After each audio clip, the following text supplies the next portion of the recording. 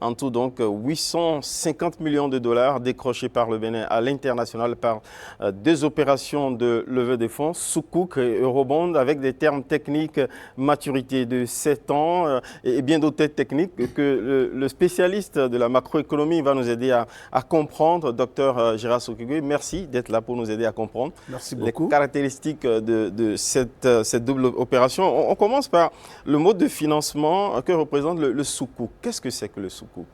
Bon, il faut dire que le Bénin vient effectivement de réaliser une opération financière inédite qui mérite vraiment d'être expliquée simplement à nos concitoyens. Et pour le Béninois lambda, quand on parle donc de Soukouk, il s'agit de quoi? Il faut dire que le Soukouk, c'est une obligation dans la finance islamique. Parce que contrairement au mode de financement classique, quand on parle donc d'emprunt, on sait que sur le marché international, l'emprunt est mobilisé à travers donc, une obligation, comme par exemple l'eurobond. Mais le Soukouk, dans la finance islamique, a une particularité.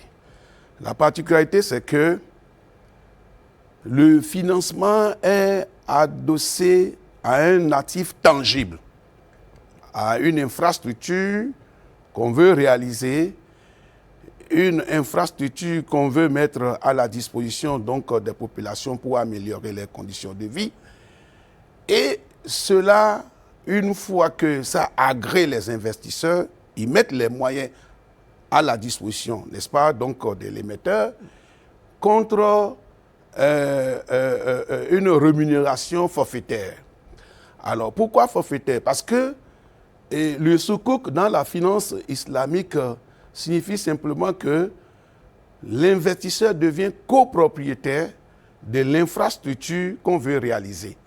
Et en cela, il ne perçoit pas des intérêts, des revenus, comme s'il s'agissait d'un financement classique comme une obligation. Donc ce n'est pas un instrument financier trop spéculatif? Non, c'est en termes d'intérêt. Oui, c'est un instrument financier participatif. C'est ça.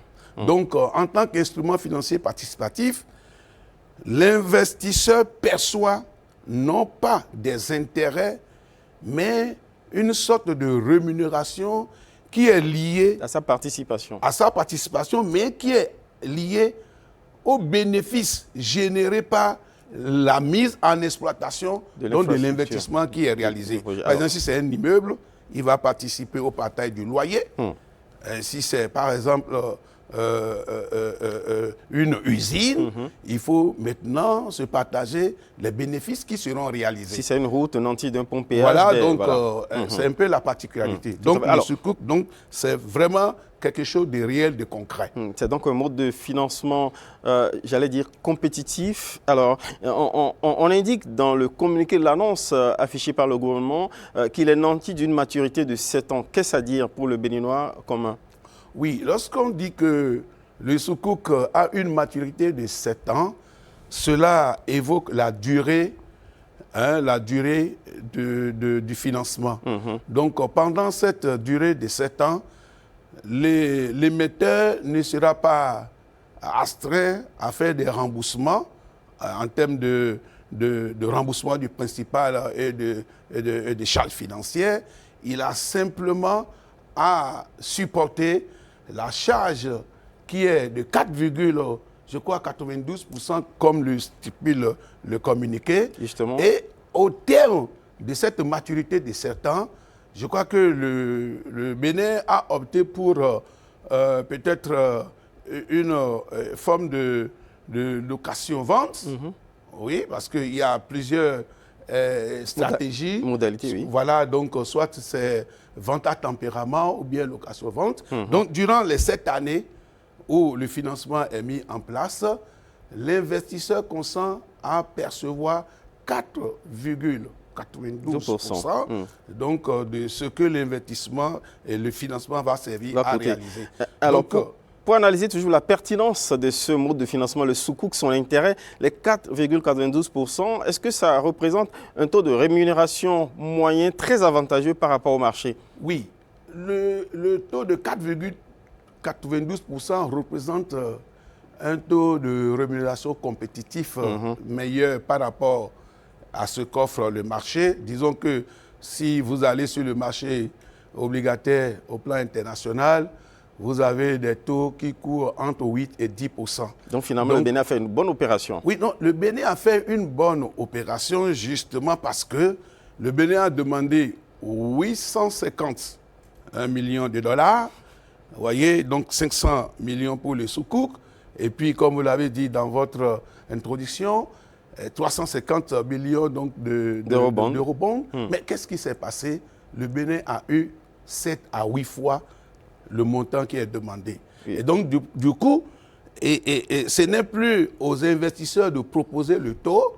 Donc, c'est le Bénin, celui qui demande, le pays qui demande le financement maintenant, qui dit, bon, par rapport à tout ce que vous me proposez, voilà le taux auquel j'accepte vos financements. Et donc, c'est ça ce qui s'est passé. La loi de l'offre et de la demande a fait parler en faveur donc, du pays, du Bénin, n'est-ce pas, qui a émis cet emprunt sur le marché international et dans une zone spécifique. Parce que quand vous interrogez l'histoire financière en termes de mobilisation des ressources sur le marché international par le Bénin, nous n'avons pas, en tout cas pour ce que je sais, mobilisé des financements au moyen de cet instrument, le Soukouk. Donc c'est pour vraiment une première historique que le gouvernement est allé chercher ces fonds-là, ce qui lui permet de diversifier ses sources de financement, d'avoir désormais la finance islamique pour pouvoir booster le développement de nos projets de développement et de conforter sa présence auprès des investisseurs classiques parce qu'il a renouvelé encore l'eurobond à un montant de 350 millions de dollars. Le gouvernement a renouvelé, il a eu plus que la mise qu'il a présentée sur le marché financier. Il y a un engouement des investisseurs qui ont déposé plus de 7 fois l'émission, en tout cas ce que le Bénin a présenté comme besoin. Cela dit quelque chose en fait de la gouvernance et de la signature, de la crédibilité financière du Bénin à l'international. Oui, le fait que on finit là-dessus. Beaucoup d'investisseurs se sont annoncés et pour 1 franc que le Bénin demande, il reçoit 7 francs. Donc je demande 1 franc, vous m'offrez 7 francs. Donc vraiment, je suis réconforté. C'est cela qui fait dire que le Bénin a une signature solide, crédible. Parce qu'en matière de financement international, si vous n'avez pas la signature, eh bien, vous allez avoir des financements qui vont vous coûter extrêmement cher. Et la signature, en termes simples pour les Béninois qui nous suivent, c'est la capacité à afficher une très bonne gestion des finances publiques et à pouvoir être correct, impeccable sur le service de la tête. Oui, ça va, disons, ça va au-delà. Sans aller dans les détails. Non, mais ça va au-delà parce que la signature qui est crédible, qui fait foi, vient du fait que d'abord, sur les 10 dernières années, vous allez voir que le Bénin bénéficie d'un cadre macroéconomique stable. Donc la stabilité macroéconomique a démontré et convaincu que le Bénin est résilient face aux divers chocs que le Bénin a eus et que toutes les économies ont rencontrés.